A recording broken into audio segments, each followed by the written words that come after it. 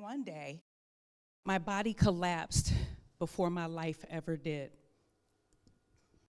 Let me take you back to the fall of 2020. I remember lying in a hospital bed in extreme pain. Around me, there was constant activity of the medical staff moving in and out of the room. I could hear the sounds of the medical machines beeping, beep, beep. And I also remember the smell of the alcohol for sterilization. But inside me, something very different was happening.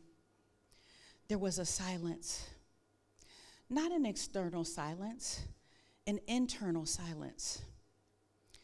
I felt like I was in a bubble, surrounded, but separate. And in that stillness, I knew something that I couldn't quite explain.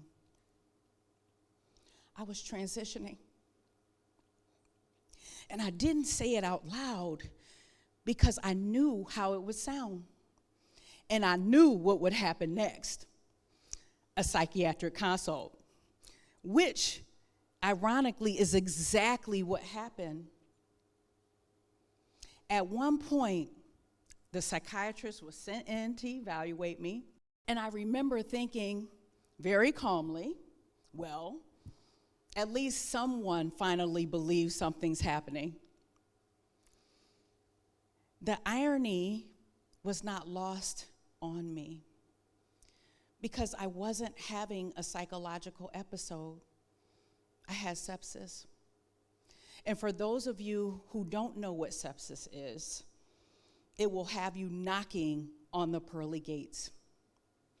And if I had been moved to that mental health unit, I would have died.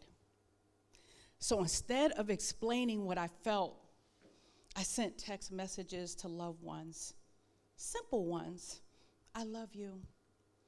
Because I didn't think that I would still be here today.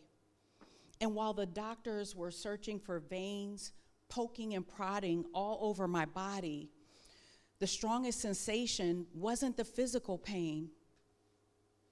It was knowing that I was on the brink of death. Because my body knew something that my medical chart didn't show yet. In that moment, there was a question that has shaped my world ever since. What if memory doesn't only live in the mind? What if it lives in the body? I share this story not because it was extraordinary, but because it was familiar. For nearly 3 decades, I served as a psychotherapist and a healthcare leader. And I understand how symptoms are assessed, how stories are interpreted, and how people are believed or not believed. And here's what I've learned. We've been taught that memory lives in the mind, and that healing begins with thoughts and insight. Memory doesn't only live in the mind. Memory lives in the nervous system, in our posture, in the tension, and how quickly we react or shut down. The body records the experiences long before our mind even understands what's going on. And sometimes long after our minds have moved on. And long before that hospital bed, my body had already learned something so important. Silence equals safety. You see, as a child, my nervous system adapted to the instability of abuse. I don't need to share the gory details of everything because the body doesn't remember stories the way the body does. It remembers patterns. And later, the military reinforced those patterns. Service before self, excellence in all you do. Push through the pain, ignore the discomfort. I became exceptionally skilled at overriding my body. And many high achievers do. But here's what we rarely are taught. The body keeps the score, not because it's dramatic, but because it's protective. When a pattern ensures survival, the nervous system holds on to that. Even when the threat is no longer present. Those lessons made me so resilient, but they also taught me to ignore my body's signals until my body refused to be ignored anymore. We've been taught that the mind leads the body, but trauma, the way it works the opposite way. The body reacts first, and the mind catches up later. We often talk about memory as cognitive. We remember facts, stories, images, but neuroscience tells us something broader. Memory is physiological. Trauma alters the stress response, and chronic stress changes our cortisol regulation, and repeated adversity sensitizes our nervous system.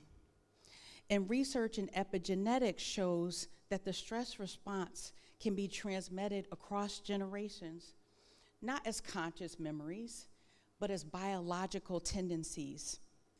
Some people have a short fuse, a quicker startle response, persistent anxiety without a clear narrative. So when someone says, I don't know why I feel this way, it may be inheritance. Your body remembers something your mind never even knew. That's what I call the forgotten mind. Not forgotten as in lost, but forgotten as in ignored. This is why stress shows up physically. Inflammation, hypervigilance, fatigue, tension, not because we're weak, because the nervous system is doing exactly what it was trained to do, protect us. Healthy stress rises and falls, but unprocessed stress stays activated. And when stress stays activated too long, it stops feeling like stress. It starts feeling like personality, like identity, like this is just who I am. And this is where the conversation expands, because memory isn't just only individual. There is an individual memory, which is our own experiences. Family memory, patterns passed through generations, and collective memory, shared experiences among communities and cultures. These layers shape how we heal, how quickly we trust, and how our bodies respond under pressure. So when someone says, I don't know why I feel this way, sometimes the answer is simple. Their body is remembering something bigger than them. And in healthcare and in other organizations, we prioritize what can be measured. The lab results, the scans, the visible symptoms. But the body's early signals are often subtle. We see chronic fatigue, intuition, a sense that something is wrong before the data confirms it. And when certain populations present pain calmly or present them in ways that don't match the expectation, they're more likely to be dismissed. Women, people of color, those who have learned to endure quietly. Because when a system is trained to prioritize cognition over embodiment, the body's memory becomes secondary. And yet, Crisis is often the body's last attempt to be heard. When you ignore the whispers long enough, the body escalates to a scream. Crisis becomes the only way the body gets attention. This isn't about blaming medicine. It's about expanding how we listen. It's about expanding how we learn. Mental health is not just cognitive. Healing is not just behavioral. And recovery is not just compliance. Healing is integration. It is the ability to listen to the body before it reaches collapse. It is the ability to ask ourselves, what patterns am I still carrying? What survival strategies no longer serve me? What stress response did I inherit that doesn't belong in my presence? And this matters collectively because society carries memories too. Communities shaped by war, by migration, discrimination, or instability do not simply move on. They adapt. And adaptation, when unexamined, becomes chronic stress. And we want more resilient families, organizations, and institutions. We must become literate in embodied memory. Healing isn't fixing something that's broken. Healing is remembering. It's learning to listen to the signals we were taught to ignore. It's recognizing that survival strategies that once kept us safe but may no longer serve us. Integration means moving from suppression to awareness, to choice.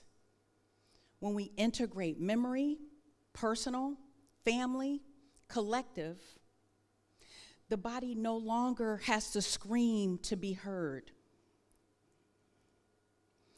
Let me bring you back to that hospital bed. The silence, the bubble, the sense of transitioning. What I now understand is this: my body was not betraying me. It was revealing something. Years of override, years of endurance, years of inheritance and accumulated stress. That moment was not the beginning of my story. It was the culmination of it. And I survived. Not because I ignored my body one more time, but because finally I listened. So now when someone says, I don't know why I feel this way, I do not start with pathology. I start with curiosity. What is your body carrying? What has it been protecting you from? And what is it asking you to remember? Because when we change how we understand memory, we change how we approach mental health. We move from symptom management to integration, from dismissal to listening, and from crisis response to early recognition. And that is how we begin to heal, not only individually, but collectively. The body knows. The question is, are we ready to listen? So the next time you feel anxious, disconnected, or exhausted, don't only ask, what's wrong with me? Ask something deeper. What is my body still carrying that my mind was never allowed to name? Because when we change how we understand memory, we don't just change mental health, we change how humans heal. Thank you.